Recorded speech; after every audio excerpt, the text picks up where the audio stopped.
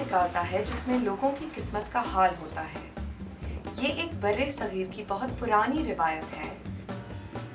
बहुत से लोग हैं जो इल्म गैब और मुस्तकबिल जानने के ख्वाहिशमंद हैं। ये आपके अपने अकीदे और ईमान पे मुनहसर है कि आपको अपने मुस्तकबिल में एक नज़र झांकने का मौका चाहिए या फिर सिर्फ एक यादगार तजुर्बा।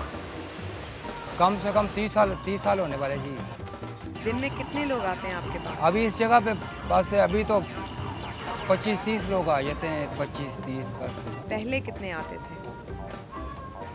पहले उधर अड्डा लगाते थे, उधर थोड़ा ज़्यादा लोग आते थे, इधर थोड़े कम आते हैं। ये सीधा सीधा इसका खाता होता है कि किताबें मिल जाती हैं फालनामों की, उसमें से डुप्लीकेटें करा के लिफाफे में रखी होती हैं। आगे तोता जो सा दिल कर एक पर्ची उठा लेवे।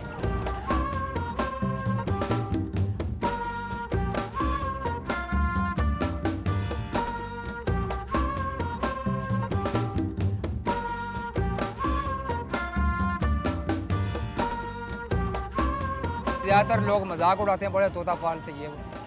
कुछ सच्ची मुझे नीयत के साथ देखता है तो इसका जवाब मिल जाता है उसको। बात जी कोई ना कोई बातें ऐसी होती हैं कि वाकई सही उसको उनको लगती है, बोलते हैं ठीक है।